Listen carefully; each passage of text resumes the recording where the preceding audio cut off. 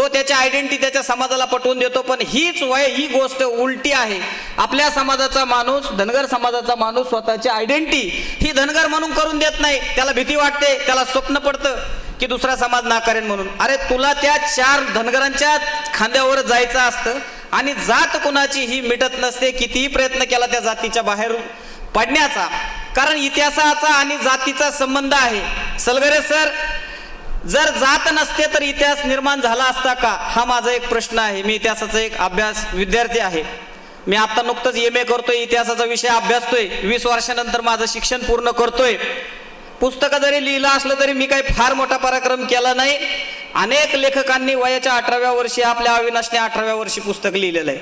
पुस्तक लिहिणं काही छोटं म्हणजे फार काही मोठं काम नाही. पुस्तक लिहिता येतं, पण ते वाचते किती लोक, ते डोक्यावर घेते किती लोक, त्याच्यावरून एक लाईन कशी तयार होती. तर ही व्यवस्था आपल्याला समजून घ्यायची आहे. आपल्याला भावनिक व्हायचं नाही. या साहित्य संमेलनामधून बंडगर सर आपल्याला काय करायचंय, तर आपल्या समाजामध्ये असलेलं जे दुखणं आहे, वाईट ज्या पद्धती निर्माण झालेल्या, एकमेकाचे पाय खेचणं, त्याच्यावर आपली चर्चा झाली पाहिजे. आपलं साहित्य आपण मोठं केलं पाहिजे. या ठिकाणी वाघमोडे सर आपल्यामध्ये उपस्थित आहे. त्यांनी बिरोबाच्या नावानं चांग भलं लिहिलेलं आहे. त्यांनी BK कोकरेंचं जीवन चरित्र त्यांनी कादंबरीच्या माध्यमातून लिहिलेलं आहे. त्यांचे चिरंजीव एका कॉलेजमध्ये आहेत. त्यांचे पुस्तकं माझ्यासारख्या विद्यार्थ्याला MAच्या शिक्षणाला आहेत. ते मला परीक्षेला प्रश्न आलता, शिवाजी वाघमोडे जर त्या पॅनलवर नसते तर होळकरांचा प्रश्न आणि नौसाजी नायकाचा प्रश्न त्या परीक्षेत आला नसता. अविनाश, MAच्या इतिहासाच्या 2022च्या प्रश्नपत्रिकेमध्ये आम्ही म्हणतो इतिहास नाही, परंतु ज्यावेळेस आपली 1-2 शिवाजी वाघमोडे सारखी मंडळी ज्यावेळेस जाते तर त्यावेळेस त्याचा परिणाम दिसतो. ह्या साहित्य संमेलनानं जे रुजवलेलं आहे ते उगवलेलं आहे. या ठिकाणी 3 साहित्य संमेलनाचे मार्गदर्शक आहे ज्यांनी हे सगळं केलं. मला त्यांना सांगायला अतिशय अभिमान वाटतो की अमोलनी ज्या पद्धतीनं सकाळी वर्णन केलं की हे झालं ते झालं, हे रेकॉर्ड झालं पाहिजे. सुळसाहेब, लोक विसरतात. हे आत्ता जे 1 तासापूर्वी गाणे जे बघितले, डान्स बघितला, हे लोक विसरून गेलेले. त्यांच्या अंगात मुंग्या येत होत्या, प्रत्येकाचा हात कंबर हालत होतं. परंतु इथं आल्यानंतर माझा आवाज ऐकल्यानंतर या अटेन्शन मध्ये बसलेले आहेत. तर ही म्हणजे मानवी स्वभाव आहे. म्हणजे आत्ता अर्ध्या तासापूर्वी काय ऐकलं ते लक्षात राहत नाही. म्हणून माझं हात जोडून विनंती आहे, हाके साहेब, कोर्टामध्ये एखाद्या गोष्टीला जी एखादी गोष्ट आहे तोंडी सांगितलेली ती जज मान्य करीत नाही, पण ती कागदावर जर दिली तर तिला ॲज अ रेकॉर्ड म्हणून, ॲज अ रेफरन्स म्हणून तिचा वापर केला जातो.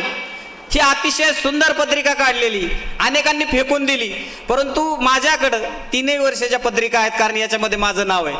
3 वर्षाला मी वक्ता होतो, आजही वक्ता आहे.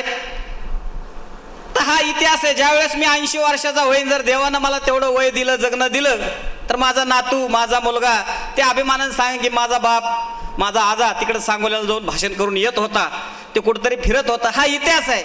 ह्या इतिहासाकडे जर सकारात्मक बाजूने जर बघितलं तर खूप सारा पराक्रम, खूप साऱ्या सकारात्मक गोष्टी आपल्याला पाहायला मिळतील. आपल्या समाजामध्ये एक खास वैशिष्ट्य इतर जातीपेक्षा, या देशाचा जाती व्यवस्थेचा खूप मोठा इतिहास आहे. परंतु एका महादेव जानकरांनी पक्ष काढला, एका BK कोकरेनं यशवंत सेना काढली, एकच अण्णाराव पाटील महाराष्ट्रातला की स्वतः हेलिकॉप्टरने फिरतात, ज्यांच्यावर ईडीचे धाड पडत नाही, ज्यांचं चोरीचं उत्पन्न नाही, आणि जे भारतीय राज्यघटनेनं बोलायचं स्वातंत्र्य दिलेलं आहे त्या पद्धतीनं निर्भीड बोलतात. मला तुम्हाला इतिहासात घेऊन नाही जायचं, तर जिवंत माणसाचा इतिहास सांगायचा, मेलेल्या माणसांचा इतिहास तर आपण पुस्तकात वाचणारच आहोत. परंतु आज मला या ठिकाणी या साहित्य संमेलनाच्या माध्यमातून सांगायचंय की अण्णाराव पाटील सारखा एक मोठा माणूस हेलिकॉप्टर घेऊन फिरतात. त्यांनी समाजासाठी खूप मोठा लढा दिला. भिंगे सर आहे, महाराष्ट्र, ते तुमच्यात बसलेले, पण त्यांना राजकीय नजरेनं काय पाहतात की ह्या माणसानं महाराष्ट्राचं ज्यानं राजकारण केलं 25 वर्ष, ज्या घराण्याची सत्ता होती चव्हाणांची, Shankarrao Chavan is not joke. Shankarrao चव्हाणांना महाराष्ट्राच्या राजकारणामध्ये सूळसाहेब त्यांना भगीरथ म्हटलेलं आहे. भगीरथ ह्या माणसानं धरणं बांधली म्हणून त्याला भगीरथ म्हटलेलं आहे. आणि आजही मराठवाड्यातले लोक शंकरराव चव्हाणांना आदर्श मानतात. जसं गणपतराव आबांना मानतात तसं तिकडचे लोक त्यांना मानतात. त्या शंकरराव चव्हाणांचे पुत्र या महाराष्ट्राचे माजी मुख्यमंत्री अशोकराव चव्हाण यांचा पराभव सरांनी केलेला आहे. हे खूप मोठा इतिहास आहे. तुम्हाला वाटलं की सर उभा राहिले आणि ते पडले, त्यांच्या नशिबात पडणं होतं, असं नाही. हे काळाची मतं असतात, काळाची भूमिका असते. तर या देशामध्ये अनेक धनगरांनी स्वतःचं अस्तित्व केलेलं आहे. धनगरांचा गौरवशाली इतिहास म्हणजे काय, मी गणपतराव देशमुखांचं एक उदाहरण दिलं, महादेव जानकरांचं दिलं, भिंगे सरांचं दिलं, अण्णाराव पाटलांचं दिलं. जिवंत माणसाचा इतिहास सांगतो. या देशामधल्या बेरोजगारांच्या प्रश्नावर अनिल गोटे नाव आपल्याला माहीत असेल नसेल, समाजाचे आमदार होते. ते वेगवेगळ्या पक्षातून आमदार झाले. ते पूर्वी लोकसत्ताला लिहायचे, इंग्रजी पेपरला लिहायचे आणि मुंबईला सगळ्यात मोठ्या महागड्या ताज हॉटेलमध्ये वर्षानुवर्षे रूम घेऊन राहायचे. आपण एक दिवस चहा प्यायला सुद्धा ताजमध्ये जाऊ शकत नाही, परंतु हा माणूस, हा पठ्ठ्या मुंबईला ताज हॉटेलमध्ये स्वतःचं एक रूम घेऊन तिथं वर्षभर किरायानं राहायचा, तिथंच जेवायचा. म्हणजे किती खर्च व्हायचा. एक नंबरमध्ये ह्या माणसानं सरकार पाडण्याची भूमिका घेतली होती. त्यांना तेलगीच्या घोटाळ्यामध्ये जेलमध्ये डांबलं होतं. वकील न लावता ते अनिल गोटे बाहेर आले, परंतु त्यांनी त्यांच्या जीवनामध्ये जे जे प्रश्न त्यांनी पटलावर मांडले, बेरोजगारीच्या विषयावर असेल किंवा मराठीच्या विषयावर असेल, शिवसेना मनसे जे आज प्रश्न घेऊन आपल्यासमोर येत आहेत ना, हे सगळे कन्सेप्ट, ही सगळी अनिल अण्णा गोटे यांच्या आहे. महाराष्ट्रातला सगळ्यात मोठा छत्रपती शिवाजी महाराजांचा पुतळा त्यांनी धुळ्यामध्ये बसवलेला आहे. जनतेसाठी रस्ता नव्हता, कलेक्टरची भिंत, कलेक्टर ऑफिसची भिंत कोणी पाडतं का, त्यांनी ती पाडलेली आहे. तर हा एक सुद्धा एक पराक्रम आहे. ह्याला आपण सकारात्मक दृष्टीनं बघितलं पाहिजे. कारण एक सांगोला अपवाद जर सोडला, या ठिकाणी या सांगोल्यामध्ये केशवराव मामा नावाचे आमदार होते, गांधीजींचे सहकारी होते. त्यांचा फार काही मला इतिहास माहीत नाही, परंतु त्यांच्यानंतर त्यांचा मुलगा जज झाला, नात जज झाली. त्यांची नात माझ्या जिल्ह्यात आली म्हणून मला माहीत झालं. मी या ठिकाणी धनगर समाजाच्या राजकीय वाटचालीवर मी गेल्या 10 वर्षापूर्वी या भागात फिरलो. मी आबांच्या सातत्यानं संपर्कात होतो, म्हणजे सगळ्यांच्याच. अगदी केशव मामा राऊत असतील, रखमाजी पाटील गावडे, आपल्याला माहीत आहे का नाव, पहिले महाराष्ट्राचे आमदार. त्याच्यानंतर पोपटराव कोकरे हे त्या ठिकाणी शिरूरमधले आमदार होते. पोपटराव गावडे वेगळे, पोपटराव कोकरे वेगळे, मल्हारराव माहुलकर वेगळे, पारुताई वाघ नावाच्या एक धनगर समाजाच्या महिला आमदार होत्या, त्या जिल्हा परिषदेच्या अध्यक्ष होत्या. आणि ज्या आपल्या राष्ट्रपती होऊन गेल्या प्रतिभाताई पाटील, त्यांच्या त्या सहकारी होत्या. तर अशा त्यांचे देखील वडील, पारुताईचे वडील देखील हे गांधीजींचे सहकारी होते. हा आपला इतिहास आहे. हे आम्ही कधी वाचत नाहीये, आम्ही आमचं सोयीचंच वापरतो. निवांत कोळेकर सरांनी काय पोस्ट लिहिली, रामभाऊनी काय पोस्ट लिहिली, अविनाशनी काय पोस्ट लिहिली. तर आपण थोडं खोलात जायला पाहिजे, नोंदी घ्यायला शिकलं पाहिजे. जर आपण हा जर थोडा थोडा जर इतिहास जर आपण हा थोडा थोडा जर एका ग्रंथाच्या रूपानं जर पुढं आणला, त्याचं संकलन केलं, तर सर एक महाकोश तयार होईल. धनगरांनी अनेक शोध लावले, त्याच्यामध्ये घाटवाटा जे आहेत, जे आपल्या महाराष्ट्रात घाट आहेत ना, कुंभारली घाट किंवा आत्ता हा खंडाळ्याचा जो घाट आहे, तर हे घाट सुद्धा धनगरांनी शोधलेले. हे आत्ता सांगायचा विषय नाही, परंतु त्या घाट शोधण्यामागं देखील एक मोठा इतिहास आहे, त्याची एक रंजक कहाणी आहे. हा सांगोल्याचा करार 25 सप्टेंबर 1750 झाल्यानंतर, छत्रपती शाहू यांच्या निधनानंतर पेशव्यांनी छत्रपती शाहूंच्या म्हणजे छत्रपती घराण्याच्या वतीनं मराठ्यांचा कारभार पाहावा भिंगेसर, यासाठी आपण छत्रपतींना म्हणजे पेशवे आणि मराठे सालिना म्हणजे एका वर्षाला त्यांना 65 लाख रुपये देण्याची त्या काळामध्ये बोलणी केली होती. सूळ साहेब आज कुणीही अंगावर खांद्यावर घेत नाही. टकले सरांनी चिंता व्यक्त केली, हे कुणीतरी घेतलं पाहिजे, हे खर्च वाटून घेतला पाहिजे. परंतु सुभेदार मल्हारराव होळकरांनी, आपण सुभेदार मल्हारराव होळकरांना एक सरदार समजतो, ते आपल्या समाजाची फार मोठी चूक आहे. आपण कधी इंदोरला, महेश्वरला, भानपुऱ्याला तिकडे जर गेलो निंबहेड्याला, तर मल्हारराव होळकरांचा इतिहास तिकडे विचारा, इथं विचारू नका. इथं त्यांच्यावर जाळणारी, त्यांचा इतिहास दाबणारी मंडळी पावलोपावली तुम्हाला सापडतील. पण तुम्ही राजपुतान्यात ज्यावेळेस जाता, त्यावेळेस मल्हारराव होळकरांच्या घरातून आलो किंवा मल्हारराव होळकरांच्या मी त्या समाजाचा आहे म्हटल्यावर तुम्हाला ते लोक कसे ते रिॲक्ट करतात, कशा पद्धतीनं त्यांच्याबद्दल आदर व्यक्त करतात, हे जर पाहायचं असेल तर आपण एकदा वेळ काढली पाहिजे त्या ठिकाणी. आपल्यातली माणसं इंदोरला जात नाही, गोव्याला जातात, दुबईला जातात, दुसरी देशात खूप सारे फिरतात, तिरुपतीला जातात, पण इंदोरला जात नाही. ज्या ठिकाणी भानपुरा आहे, महाराजा यशवंतराव होळकरांनी इंग्रजाच्या विरोधामध्ये लढा दिला, अनेक क्रांतिकारकांनी तो लढा दिला. तुमच्यापैकी कुणाच्या तरी पूर्वजांनी इंग्रजांच्या विरोधात लढा दिला म्हणून त्यांना शिक्षा झालेली असेल, परंतु महाराजा यशवंतराव होळकरांनी ज्या पद्धतीनं जो प्लॅन तयार त्यांनी केला होता, तो प्लॅन जर धनगर समाजानं समजून घेतला तर इतिहासामध्ये तुम्हाला जे दुय्यम समजणारे किंवा तुमच्यावर उपहासात्मक भावनेनं जे टीका करणारी जी मंडळी आहेत किंवा जी इतिहासाची स्वतःला प्रकांड पंडित मानणारी जी मंडळी आहे त्यांना उत्तर देऊ शकतो.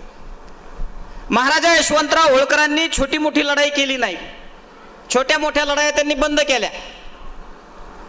त्यांनी स्वतःचा राज्याभिषेक केला, तर राज्याभिषेक केला त्याची माहिती सोनवणी सरांनी लिहिली, पण पुरावा दिला नाही त्या पुस्तकामध्ये.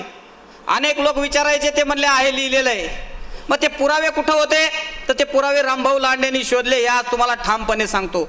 पहिला पुरावा ज्या ठिकाणी पुण्यश्लोक अहिल्यादेवी होळकरांची समाधी आहे, महेश्वरला ज्या ठिकाणी त्यांची समाधी आहे आणि त्यांचं जे मंदिर आहे अहिल्याश्वर मंदिर, त्या मंदिराच्या सर उजव्या बाजूला एक संस्कृतमध्ये 24 ओळीचा शिलालेख आहे. त्या शिलालेखामध्ये महाराजा यशवंतराव होळकरांची पत्नी केसरबाईंना संस्कृतमध्ये त्या शिलालेखाचा उल्लेख त्या ठिकाणी करून ठेवलेला, म्हणजे दगडावरचा तो सगळ्यात मोठा पुरावा आहे. त्यानंतर इंग्रजांची अनेक पुस्तकं आहेत, त्यामध्ये सुद्धा त्या घटनेचा त्या ठिकाणी उल्लेख केला. जसं छत्रपती शिवाजी महाराजांच्या राज्याभिषेकाचे अनेक कागदपत्र सापडतात, त्या राज्याभिषेकाला जे जे उपस्थित होतात त्या घराण्याकडून कागदपत्र मिळतात, परंतु यशवंतराव होळकरांच्या राज्याभिषेकाची कागदपत्र त्या ठिकाणी येत नव्हती. ती कागदपत्र आणण्याचं काम केलं. माझा व्हिडिओ जर पाहायचा असेल तर फेसबुकवर आणि यूट्यूबवर तो व्हिडिओ त्या ठिकाणी आपल्याला पाहायला मिळेल. त्या ठिकाणी सगळ्या संदर्भाची माहिती दिलेली. इतिहासाच्या संशोधनासाठी अगदी वेडेपणानं काम केलेलं आहे. हे काय एका दिवसात बोलत नाही किंवा मनोरंजन म्हणून बोलत नाही किंवा काहीतरी चुकीचं सांगायचंय, थाप मारायची, हे रेकॉर्ड होतंय, उद्या कोणीतरी मला विचारणार आहे. तर ईस्ट इंडिया कंपनीचा जो जीव होता, जे हार्ट होतं, ते कलकत्त्याला होतं. बंगालमध्ये ईस्ट इंडिया कंपनीची ताकद होती आणि महाराजांना माहीत होतं की तंजावरवरून जर भोसलेंनी तिकडून आपल्याला ताकद दिली, कव्हर केलं, सर इतिहासात कुणी सांगितलं नाही.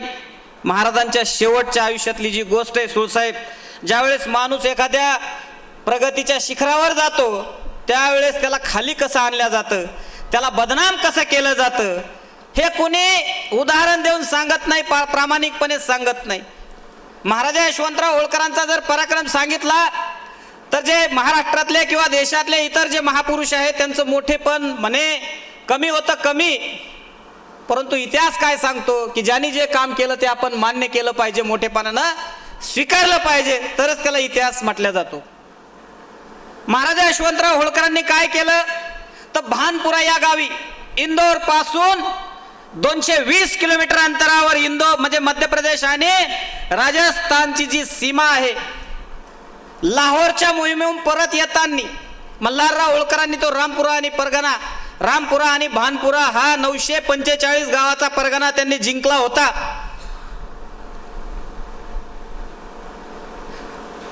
उदयपूरच्या घराण्याकडून हा परगणा जिंकला होता. त्यामध्ये सर त्या चंद्रावतांसाठी काही गावं सोडली होती आणि ती काही खाजगीसाठी सोडली होती आणि 650 गावं ही होळकरांच्या अखत्यारीखाली होती. सुळसाहेब, चित्तोडच्या जवळ ज्या ठिकाणी 2 राज्याला पाणी पुरवठा करणारं जे धरण आहे गांधीसागर, ते यशवंतराव होळकरांच्या छावणीवर आहे.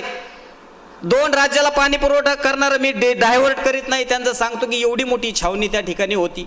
आजही हत्तीला बांधण्याचे म्हणजे हत्ती ज्या ठिकाणी खुंटीला बांधतात ती खुटी तिथं आज आपल्याला पाहायला मिळते. उंटाचा तलाव असेल किंवा घोड्यांचा तलाव असेल, बैलांचा तलाव असेल, त्या ठिकाणी वेगवेगळे तलाव आज आपल्याला त्या भानपुरा गावामध्ये पाहायला मिळतात. आम्ही जर हा इतिहास जर सांगितला तर मग बाकीचे इतिहासकार पळून जाते ना. ज्या माणसाची खडी 1 लाखाची फौज होती, ज्या माणसाकडे 2000 तोफा होत्या, ज्या तोफांचा सामना इंग्रज करू शकत नव्हते, बेभान झाले होते यशवंतराव होळकर. इंग्रजांचा या भूमीवरून समूळ नायनाट करायचा, एकदाचा काय तो निकालच लावायचा, यशवंतराव राहील किंवा इंग्रज तरी राहतील. पहिल्यांदा काय केलं, सुरुवातीला मुकुंदरा घाटामध्ये 400 IAS आणि IPS त्यांनी इंग्रज अधिकारी कापले.